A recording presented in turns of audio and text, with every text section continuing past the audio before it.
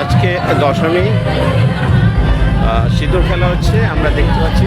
তোমরা দেখো, আমি তখন দেখাচ্ছি মা দুর্গাকে নিয়ে আর নিজেদের ভেতরে মেয়েরা সিঁদুর খেলছে। প্রচুর লোক রয়েছে। আজকে বিসর্জন হবে না, যেহেতু আজকে বৃহস্পতিবার। কালকে হতে পারে বিসর্জন।